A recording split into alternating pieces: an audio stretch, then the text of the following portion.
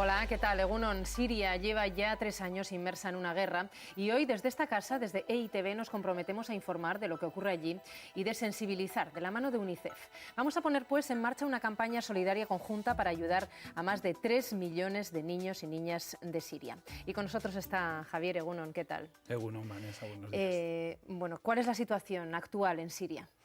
Pues un contexto muy difícil, más allá de los datos que aportan algunas ideas, pero es un contexto de guerra y donde realmente los niños viven una situación en la que no pueden jugar, no pueden acceder a la educación básica, no pueden ser vacunados y muchos de ellos, 800.000, han tenido que dejar su país y vivir en campos de refugiados. No sé.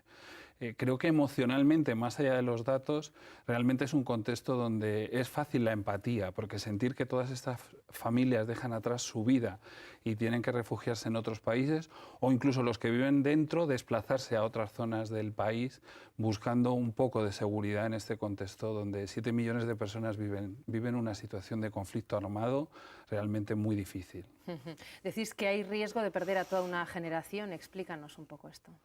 Un país de 20 millones de habitantes donde teníamos tasas de educación básica, de acceso a la salud, de medidas de protección, pasa a una situación de conflicto bélico donde todo el país se ve afectado por una situación en la que desde distintos bandos pues están peleando.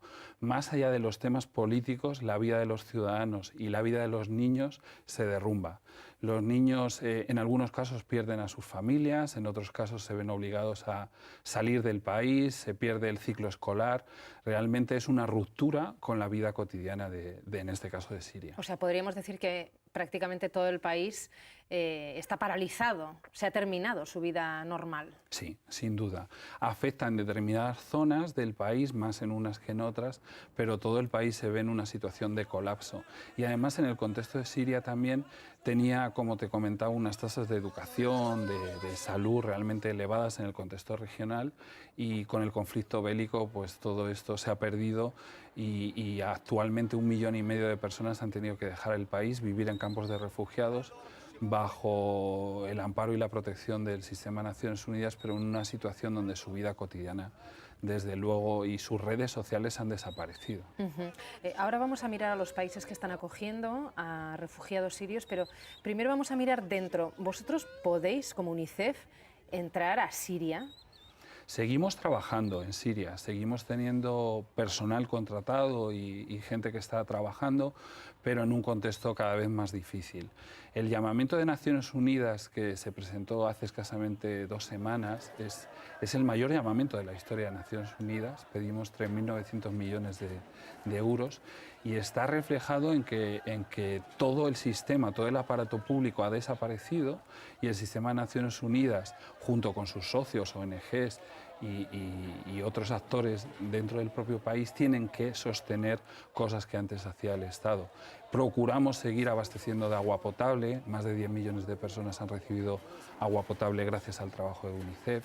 Procuramos seguir que los niños sigan asistiendo a la escuela porque es un espacio de protección, va más allá solo de aprender cosas, es un espacio donde se puede seguir jugando, donde se puede seguir intentando sostener una vida más o menos normal. Pero las escuelas igual han sido derruidas, muchas. En muchos casos sí, pero en otros incluso UNICEF tiene programas también de escuelas de emergencia, Escuela en una maleta se llama el programa, donde damos un kit básico que incluye pizarra, libro, materiales escolar básico, para poder mantener las escuelas incluso en espacios al aire libre, en pequeñas aldeas, en otros contextos que no son tan urbanos, donde, como te decía, el espacio de la escuela va más allá de la enseñanza.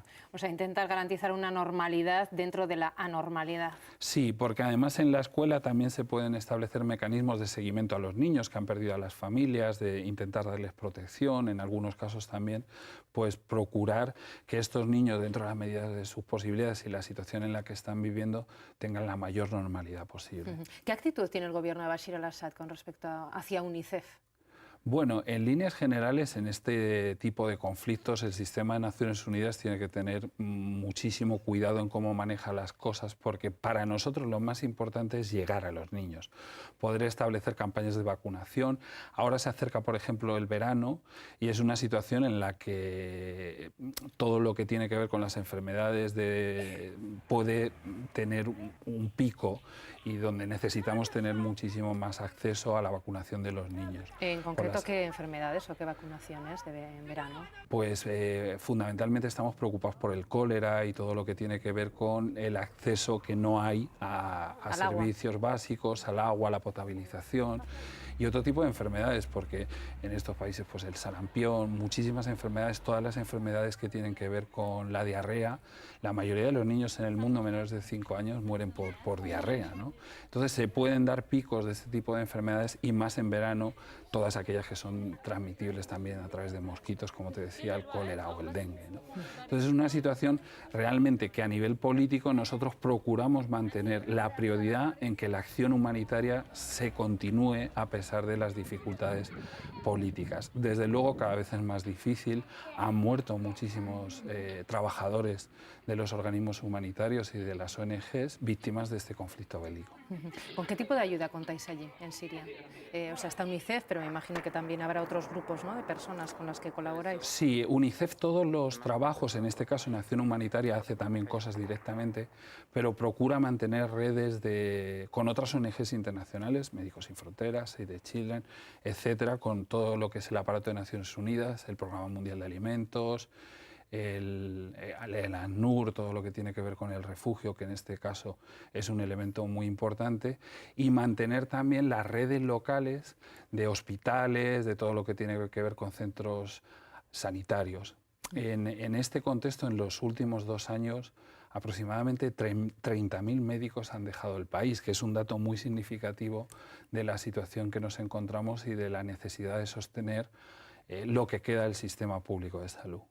Sí, es curioso porque, o sea, cuando pensamos en Siria antes de la guerra no tenemos la sensación de que fuera un país extremadamente empobrecido, ¿no?, ni de que tuviera pues estas altas tasas o riesgos de enfermedades y tal. Realmente por la guerra es que es como que se ha destrozado todo. Totalmente. Yo creo que habría que traerlo a un contexto similar al nuestro, el de Europa, lo que podría significar un momento, una guerra civil tan cruenta, y muchísima gente que lo ha vivido en nuestro contexto también, lo que significa la guerra y prepararnos también para la posguerra, en el sentido de que un país que tenía unas bases sólidas, fundamentalmente en temas de educación, salud, lo ha perdido todo de un plumazo por este conflicto bélico. Y el mensaje también político es: hay que parar la guerra, ¿no? Para nosotros ese es el elemento más esencial, sin entrar en determinaciones políticas o partidistas, más bien, porque es un mensaje político decir que queremos parar la guerra y que no podemos ver sufrir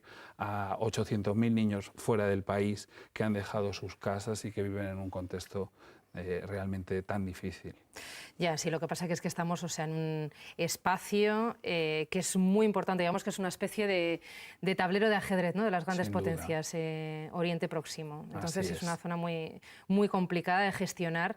UNICEF, no sé, ¿hacéis algún tipo de presión o cómo se puede trabajar? Porque, claro, está muy bien decir hay que parar la guerra, pero... Sí, bueno, es la primera vez que dentro de las dificultades que encierra el sistema de Naciones Unidas, porque es un organismo multilateral en que todos los gobiernos pues tienen el papel político y de poder, es la primera vez que todas las agencias del sistema de Naciones Unidas hacen un llamamiento en el mes de mayo pidiendo que la guerra pare y solicitando que realmente todos los bandos en conflicto paren esta guerra y se sienten a hablar, y que las potencias internacionales tengan en cuenta que también seguir alimentando esta guerra es un sufrimiento estéril para la población.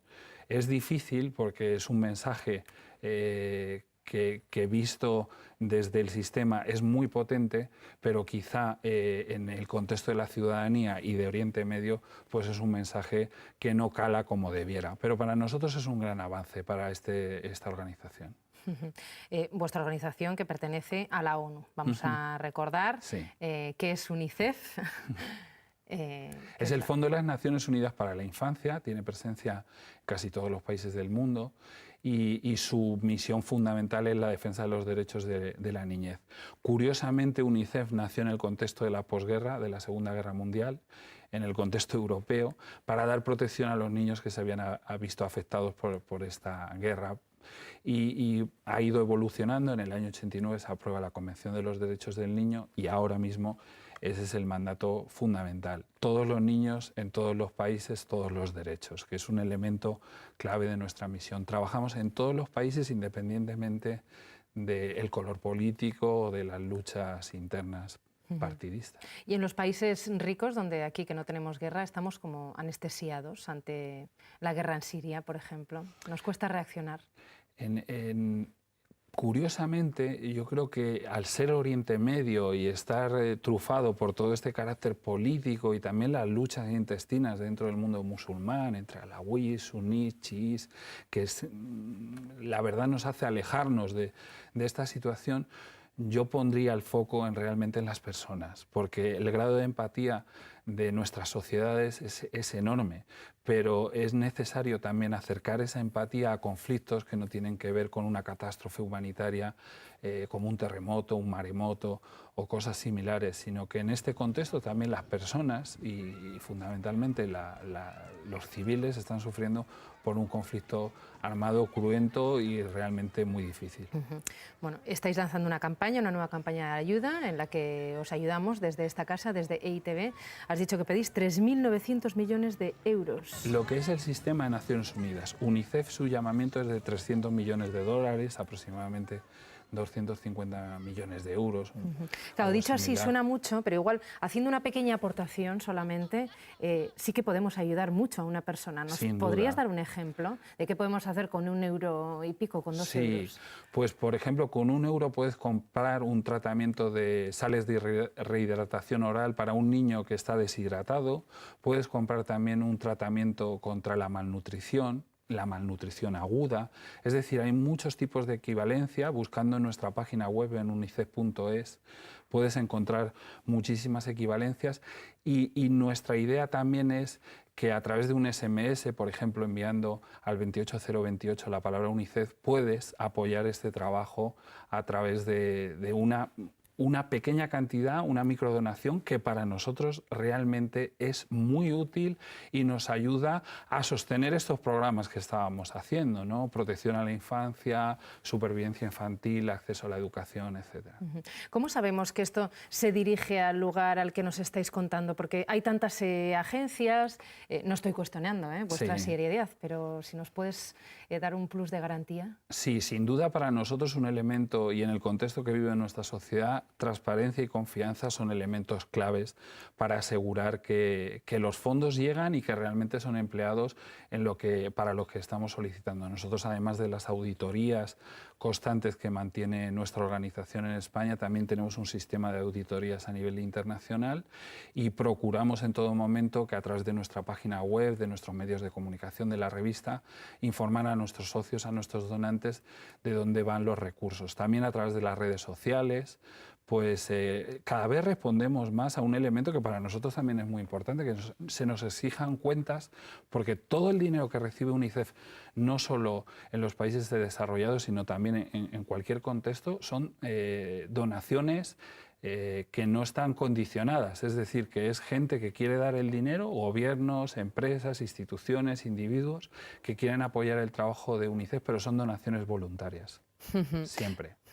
Hemos hablado antes, o ya nos has hablado, de que hay 800.000 niños en Siria que se han tenido que ir de su casa. Sí. ¿Estos son los refugiados fuera de Siria? ¿O? Exacto. Luego están los desplazados internos, pero estos 800.000 están ahora mismo viviendo en los países limítrofes. Bueno, primero, desplazados internos que están también como en campamentos, pero dentro de su país, o sea que sería como estar refugiado en cualquier otro lado, ¿no? Es que no has tenido que salir del país, pero has tenido que irte a vivir a otro lugar donde a lo mejor la situación bélica no es tan grave como en tu ciudad, en Alepo o en otras ciudades donde realmente pues es parte del frente. Entonces tienes que... Otros se han ido pues a Jordania, Turquía, Irak, incluso en Egipto y Líbano. Aproximadamente hay 1,5 millones total de personas fuera de Siria.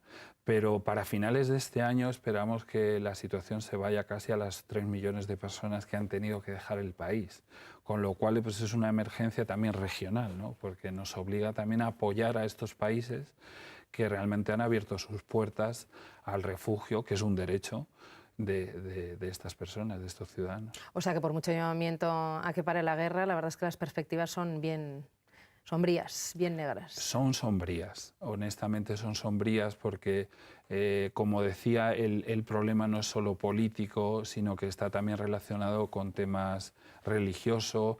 El Líbano, como todos sabemos, pues también vivió una guerra cruenta de más de 40 años. Esperemos que la próxima cumbre de Ginebra, que será a finales de este mes de junio, es una posibilidad para buscar un entendimiento y al menos una tregua que permita a las organizaciones del sistema de Naciones Unidas y fundamentalmente a UNICEF y sus aliados poder seguir trabajando dentro de Siria y apoyando a los niños que en este caso han tenido que dejar el país. Porque ¿cómo es la vida en un campo de refugiados? Pues fundamentalmente, más allá de los temas materiales, es el shock de dejar tu casa, tu vida, tu colegio, a tus amigos y a la familia extensa, ¿no? Y a lo mejor en algunos casos pues tener que huir con tu madre porque tu padre está en el frente. O sea, es una situación realmente en shock. Y en este contexto más, porque al tener Siria un nivel de vida un poco más alto, pues están yendo a vivir a tiendas de campaña, te tienes que registrar como refugiado, con lo cual también ese periodo de tiempo es difícil, porque para acceder a los bienes básicos, a la alimentación... ¿Cuánto puede tardar?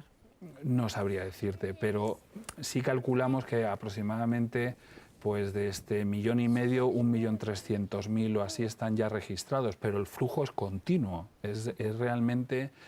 por eso es tan importante los recursos, para poder sostener a esta población que constantemente está saliendo de su país. Estamos hablando de que en Irak, por ejemplo, hay 150.000 refugiados ya en un país con el contexto del que viene saliendo.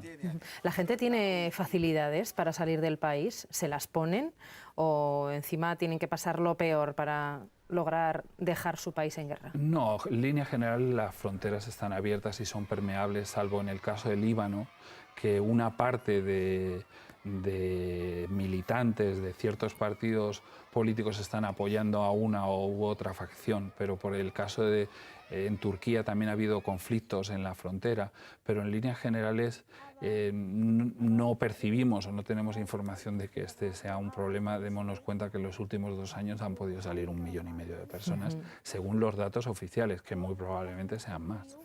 Sí, es que nos has hablado de las dificultades en la frontera del Líbano, que es precisamente porque en Líbano está Hezbollah se entiende muy bien con el dictador, el presidente de Siria, entonces esto complica el acceso de los refugiados sirios al Líbano. El escenario es extremadamente complejo porque dentro de Siria vivían 420.000 palestinos, que también muchos de ellos han dejado el país o se han desplazado internamente.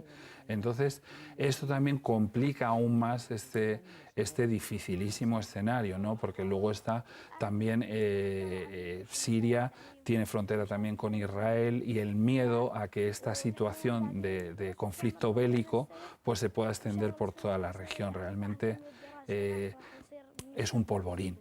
Pero más allá de estos temas, realmente, o sea, lo que ahora mismo más nos preocupa y nos ocupa es poder sostener la vida de estos niños en este contexto tan complicado. Ahora que has mencionado a los refugiados palestinos en Líbano, no están juntos, no sé, yo me supongo que... Porque ¿dónde se colocan los campamentos de refugiados?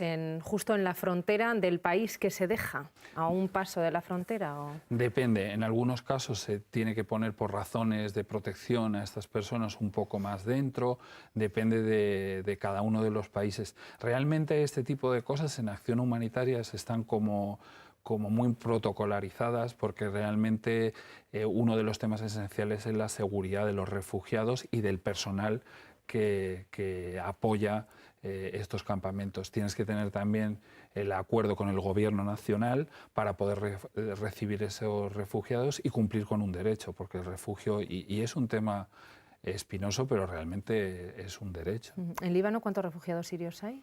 Aproximadamente 500.000. Y están cerca de su frontera. Sí, Líbano además es un país pequeño, con lo cual pues las tensiones entre las diferentes facciones de Siria están como muy conexas con este problema. Como decías, Hezbollah apoya al gobierno de al-Assad y hay otros combatientes que están apoyando el otro frente. Es decir, Líbano es realmente un país que sin duda esta fractura en Siria les afecta muy directamente. O sea que la acogida no podemos decir que sea fácil. No, además... imaginémonos también en nuestro contexto recibir de repente pues 500.000 de personas en una situación en la que no tienen de nada, hay que proveerles de todo, más allá de que una gran parte de las cosas vengan de ACNUR, pero todo lo que son los permisos y el poder residir en otro país tiene que proveerlos el gobierno de ese Estado. Es que eso te iba a decir, o sea, el gobierno que acoge se tiene que implicar, ¿no? En cierto modo. Sin duda, son acuerdos internacionales y más allá de la hermandad de los pueblos, pues entendemos que también es un elemento en el cual el sistema de Naciones Unidas, UNICEF, sus aliados, pues tienen un papel clave que muchas veces tampoco es valorado en suficiencia, ¿no? Porque estos elementos son muy importantes. ¿Alguna vez algún gobierno se ha negado a acoger refugiados de algún país? Bueno, el tema del refugio es un tema muy complejo porque incluso en nuestro contexto pues, se deniegan permisos de refugio, ¿no? Aquí, por ejemplo, en Europa. claro. En Europa, en nuestro contexto, pues todos podemos ver en prensa que se deniegan permisos y que muchas veces, pues, por así decirlo, pues se mira todos los detalles para aprobar o denegar, ¿no? Imaginémonos cómo en esta región las personas y los gobiernos realmente abren su casa y dentro de la medida de sus posibilidades, yo creo que en los países del sur tenemos mucho que aprender en estos temas de refugio y de solidaridad, porque muchas veces vemos que desde aquí pensamos que es todo dinero y no es dinero. Tiene que ver también con este grado de empatía del que te hablaba antes en otras personas que están sufriendo esta situación y quizá tengamos que ayudarles. Sí, lo que pasa es que allí igual, o sea, se trata de hordas de personas que están saliendo de repente, ¿no? Muchas veces si se deniega el refugio aquí, el argumento que se suele dar es porque se cree que no son perseguidos políticos, sino que vienen por motivos económicos, ¿no? Y que por eso están, o sea, que el motivo sería diferente. Sí, tienes toda la razón, pero también incluso en no fechas tan lejanas, pues nosotros hemos necesitado el refugio y muchas personas han tenido que salir y me gustaría quedarme con esta idea del derecho al refugio, ¿no? Que es un elemento esencial también en la Carta de los Derechos Humanos y parte de nuestro trabajo, ¿no? En nuestro caso, desde luego, nuestro mandato es la defensa de los derechos humanos, pero como agencia de los derechos humanos de la infancia, pero como agencia del Sistema de Naciones Unidas, todo el aparato es parte también de nuestra misión, ¿no? La Convención contra la Eliminación de Discriminación contra la Mujer, el derecho al refugio, el derecho al desarrollo, etc. Hemos hablado de Líbano. ¿Turquía es el país que más refugiados sirios acoge?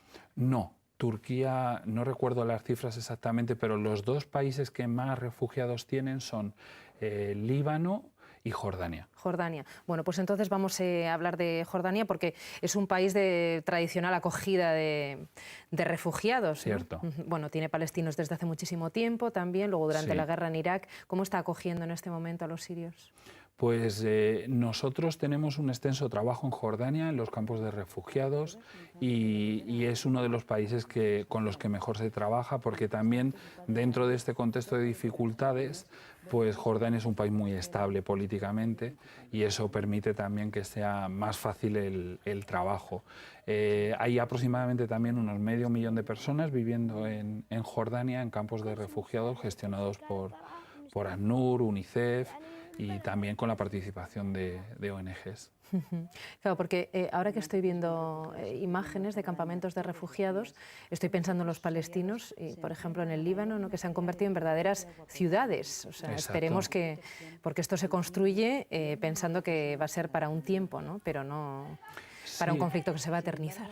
Sí, esperemos por eso que podamos avanzar a una pacificación de la situación en Siria y que este dificilísimo contexto pues tenga su fin. Y yo creo que hay ejemplos también en la comunidad internacional donde ha habido campos de refugiados y donde ha habido la necesidad de dejar tu país. Pues recuerdo todo el tema de Bosnia, la situación donde hubo también muchísimas personas que tuvieron que salir y ser acogidos en otros países, o por ejemplo también en las guerras centroamericanas hubo refugio en el sur de México y al final se han desmantelado los campamentos con dificultades, pero la gente ha podido regresar a sus países y volver a hacer su vida. La reconstrucción, que luego es otra película, pero sí. Turquía, ¿ha habido algún conflicto? Sí, en la frontera también muchísimos de los bandos políticos también utilizan las fronteras para recibir armamento, para en algunos casos recibir también apoyo de soldados, de milicianos que combaten. Entonces ha habido algunos atentados en la frontera, pero lo importante es que también en esta parte de Turquía pues está sosteniendo campos de refugiados y también muchísima gente pues está siendo acogida por el gobierno turco. Bueno, ¿y qué me dices de Irak, que es otro de los países que acogen igualmente a refugiados sirios cuando no ha terminado, podríamos decir, la guerra, ¿no? O sea, recientemente es que tenemos atentados cada semana. Sí, en el contexto que vivimos en toda la región y también en Siria, es el movimiento yihadista, todo lo que tiene que ver también con las redes celulares de Al-Qaeda, que en este caso pues están infiltradas en la guerra y muchos pues permean la frontera de Irak, la de Turquía, etcétera, ¿no? Incluso ha salido publicado en prensa pues que algunos europeos de distintas nacionalidades están combatiendo en Siria y por supuesto también con el tradicional problema que ya llevamos desde el año 2003, que empezó la guerra de Irak, pues todo el tema de la red yihadista en Irak. Y por último también hay refugiados sirios hasta en Egipto. ¿Y esto por qué? Porque Egipto no tiene frontera con Siria. ¿A qué se debe esta acogida? Porque en algunos casos también te permite el gobierno egipcio poner los campamentos y entonces son zonas más seguras, donde la situación es más fácil de atender, se dan las circunstancias de poderlo sobrellevar y poder trasladar gente en autobuses o en otros medios de locomoción, poderlos trasladar a una zona muchísimo más segura y donde también tienes que repartir, ¿no? este cúmulo de personas, de este gran número de personas que están buscando protección y ayuda. Entonces, lo mejor es tener en varios lugares los campamentos de refugiados para poder sostenerlos, porque como tú bien decías, se convierten en pequeñas ciudades que requieren de todo: agua y saneamiento básico, escuela, todos los temas de alimentación, etcétera. Bueno, y como has dicho, con €1 solamente pues podemos hacer mucho. Vamos a recordarlo, porque ya estamos en la recta final del programa, esta campaña en la que estamos participando junto con UNICEF, esta casa EITB. Ahí pueden enviar sus aportaciones. Entonces, con una mínima aportación, ¿qué podemos hacer? Con una mínima aportación podéis apoyar nuestros programas de vacunación, la escuela en una maleta, que son programas de apoyo a que los niños sigan asistiendo a la escuela, o un tratamiento de sales de rehidratación oral para los niños que tienen diarrea. Es decir, con una pequeña aportación se pueden lograr cosas en este dificilísimo contexto. Y como les decía, pues nosotros necesitamos de este apoyo porque actualmente nuestro llamamiento es de $300 millones. Las circunstancias nos hacen pensar que realmente vamos a tener que seguir apoyando a estos ciudadanos de Siria que están dejando sus países, que están desplazados internamente, y cualquier ayuda, y en este caso colaborar con un SMS a UNICEF, es un paso muy valioso para nosotros y el cual desde aquí agradecemos a EITB y no solo a vosotros, sino a toda la ciudadanía vasca. Bueno, muchas gracias, pero antes de terminar me gustaría hacer un apunte, una pregunta sobre cómo está afectando a la infancia la crisis en Europa, la infancia de aquí, a la europea, al Estado español, en Euskadi. Sí.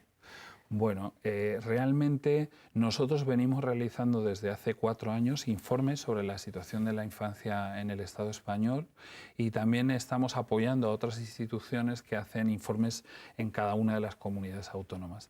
En el caso de España, nosotros tenemos un problema estructural de pobreza infantil ya antes de la crisis. Aproximadamente calculábamos que el 20% de los niños vivían en pobreza relativa, que es un indicador que mide la pobreza en cada contexto, no es lo mismo la pobreza en España que en otros países. En ese ámbito que teníamos aproximadamente un 20%, después de la crisis, en el año 2012, calculamos que eran el 26% de los niños los que vivían en esta situación de pobreza relativa en todo el Estado. En el caso concreto de Euskadi, el Ararteko publicó un informe, creo que fue el año pasado también, donde hace una medición de la situación de la infancia y de la pobreza infantil en el contexto del País Vasco y pone el acento realmente en que ha habido un aumento del número de niños que viven en esta situación.